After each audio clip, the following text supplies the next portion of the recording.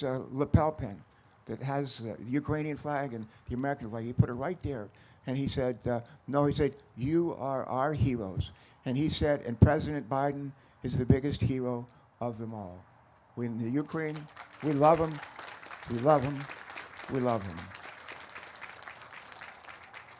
One last quick story, and I'll pass the baton. Martha and I have a couple of boys, and the youngest one is Ben. Ben grew up in public schools here in Delaware and turned out pretty well. And Ben got in, couldn't get it. He was waitlisted at the University of Delaware. That's a joke. But he ended up getting into William and Mary. And we were driving down to William and Mary to help him move into his dorm as a freshman at William and Mary. And as we're driving down with the car that day with Ben and Martha and myself, I don't think Christopher was with us that day, but we're driving down and the phone rang. And it was a time when Barack Obama was the nominee, going to be the nominee of the Democrats for president, and he was trying to figure out who to make his running mate. And there was a lot of speculation that it might be Evan Bayh, it might be this person, it might be Joe Biden. And we were expected to hear, literally that day, it was a Saturday, we were literally expected to hear that day who Barack was going to choose as his running mate. And the phone rang, and on the phone was Joe Biden. And I said to him, I said, are you going to be the vice president? He said, no, I'm not calling about that. I said, well, what are you calling about? He said, I called to talk to Ben. Really? Ben, who was just graduating from high school and just starting college and moving into his dorm for the first time. He said, I'm calling to talk to Ben. I said, Ben Carper? And he said, yes, put him on the phone. So I put him on the phone, and as it turned out, Joe Biden wasn't calling to say that he had made the list, he was going to be the vice presidential candidate, or he wasn't, or was going to fight, but we'll find out the next day. He was calling to talk to Ben Carper, as Ben was ready to set off in his next adventure to be a freshman and later on to go off to do amazing things with his life. I thought to myself, how many sitting senators who are going to someday be vice president and president would call and ask to talk to Ben Carper or any Ben or any other kid who's going to college, just to give them advice and wish them well. And I will never forget that. I will never forget that. And I would just suggest if that were your kid, your son or daughter, you would not forget it either. Let me maybe do one more thing if I can. Someone gave me, Joe, I don't know if, maybe it was Hunter over here gave it to me, but gave me some words. It said, whatever you say, don't forget to say this about Joe Biden. A visionary, a respected leader around the world, a compassionate man who was interested in everyday people. All right. I think, Martha, what did I forget? Nothing? All right, ladies and gentlemen, I think that's it for me. And with that, with me, where's Ronnie? Ronnie? Where's Ronnie?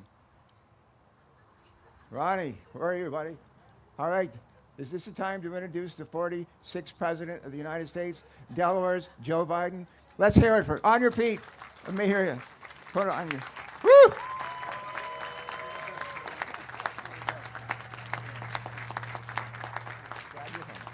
Glad you're home. Thank you. No, come on, you can do better than that. Go on. Knock it out of the park.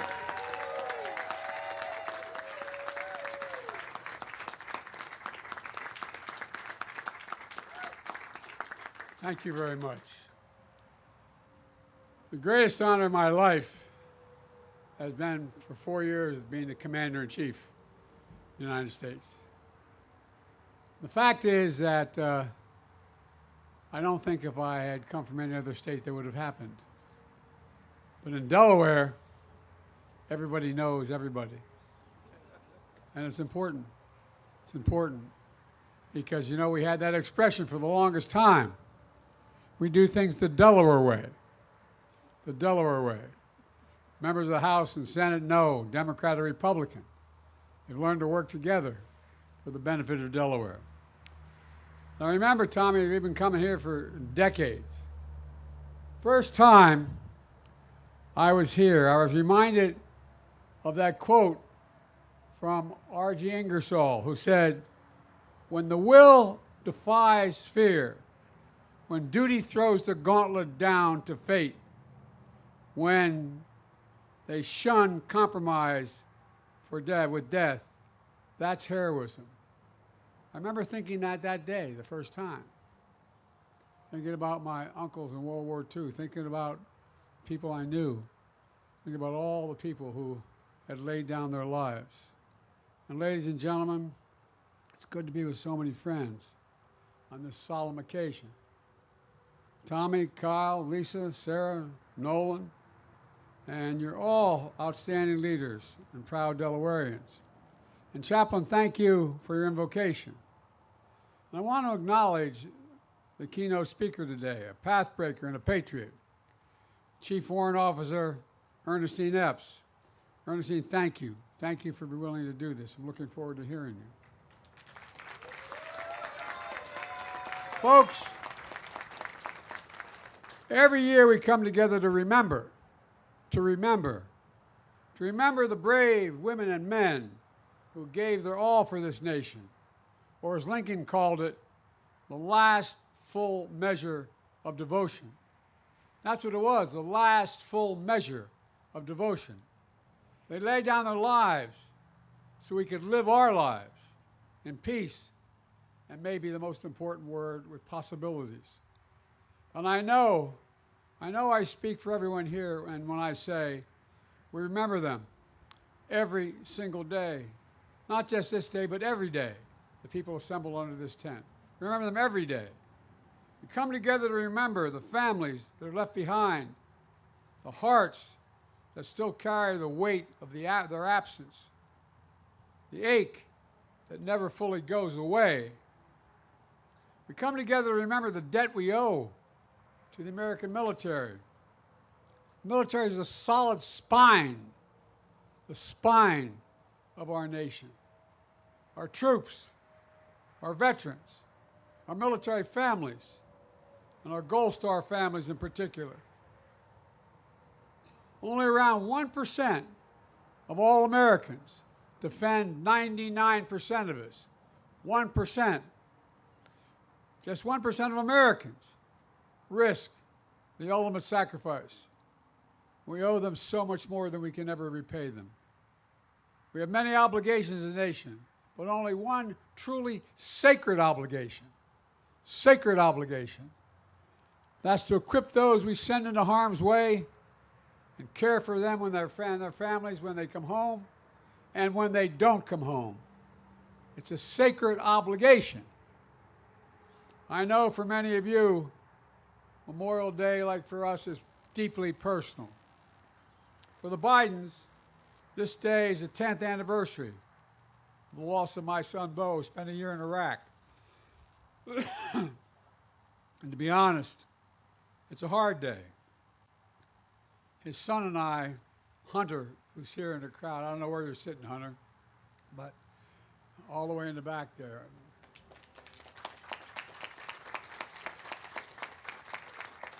His daddy came to this event with me about the same age when he started. He just graduated from high school, heading off to college. And you know, it's being with all of you, but quite frankly, makes things a little bit easier. It really does. So thank you for allowing me to grieve with you. Some of you knew my son, Bo. He served in the Delaware National Guard, including a year in Iraq. Remember, I got a phone call. I was in Washington. Dad, what are you doing Friday? I said, what do you need, honey? He said, I want you to pin my bars on. I said, pin your bars on? You have 2 kids, you know? Dad, somebody's got to do this, Dad. Proudest day of his life was putting that uniform on. That's not a joke. That's not hyperbole. That's real. And you know, it's one of the proudest things I ever did, pinning his bars on him. And it means so much to our family. At the headquarters of the Delaware National Guard has been renamed after Bo. His legacy lives on. His children, his grandchildren, his great-grandchildren, like those you lost, will be remembered. They'll remember who he was. And just like the legacy of all our fallen heroes lives on, they live on in us. And they live on in the strength and freedom of our nation. That sounds like hyperbole, but it's real. It's literal. So everyone who came here today to grieve with grief in your heart, please know you're not alone. You'll never be alone. And your loved one will never be forgotten. Period. My friends, Memorial Day is about something profound. Our politics have become so divided and so bitter. All the years I've been doing this, I never thought we'd get to this point. But we are. Our troops don't wear a uniform that says, I'm a Democrat or I'm a Republican. It says, I'm an American. I'm an American. That's who I am. I'm serious about this. I'm not joking. And folks, our politics has become, as I said, so divided. They wear the uniform of the United States of America. The only nation in the world, literally, not free, the only nation in the world founded on an idea. An idea. Every nation was founded on geography, ethnicity, some unifying principle, but not an idea. The idea of America was founded on, we hold these truths to be self-evident, that all men and women are created equal, endowed by the Creator with certain inalienable rights, life, liberty, pursuit of happiness. We meant it. That's who we are. That's what makes America the most unique nation in the world, literally, not figuratively. In fact, folks, you know, for generation after generation, the profound idea has been defended by ordinary citizens who stepped up and answered the call. Because of them, American democracy has endured for nearly 250 years. Every generation has to fight to maintain that democracy. Every time, every generation. Because of them, our government is still of the people, by the people, and for the people. They are we, and we are still free. And now, we must make sure that sacrifice has never been in vain. Let me close with this. The women and men we honor today who are no longer with us, but you can still hear their echoes. Literally, can't you, if you lost anybody? You can hear their echoes, the echoes of their voices. They're asking, what will we do? We who are alive, we who remain. They're not asking us to risk our lives. They're asking us to stay true to what America stands for.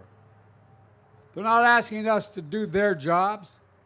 They're asking us to do our job, to protect our nation in our time, now, to defend democracy, be part of something bigger than ourselves. So today, let's renew our pledge to honor our heroes. I mean this sincerely. Renew our pledge to honor our heroes. Think of what they did. Think what they'd be doing if they were standing here today with us. Not only with our words, with our deeds. To care for their families. To support our veterans. With more, not less. I get really angry when I hear about veterans are seeking too much. They're not enough. That's why I wrote the legislation relating to Gold Star families and the rest. It's an obligation we have. It's a matter of honor. Honor. Ladies and gentlemen, to make sure our democracy always lives up to their bravery. To their bravery. And I want to thank you very much, and I want to recognize the guy who's brand new to all this. He's only a little over 100 years old. But I tell you what, man, every time I come, I love seeing him because he always pats me on the face and gives me a kiss. Sir, thank you for all you've done. Your generation and every generation since then. And folks,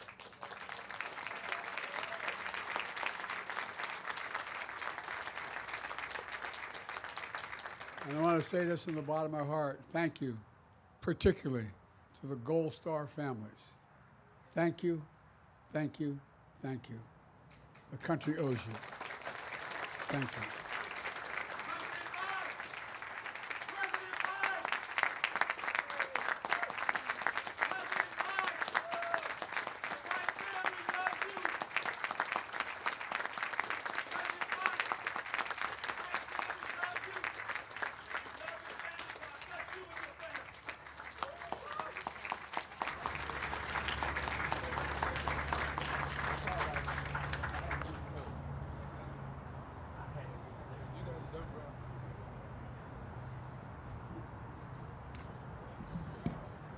Thank you, Senator Carper and President Biden. At this time, please welcome Lieutenant Governor Kyle Evans Gay.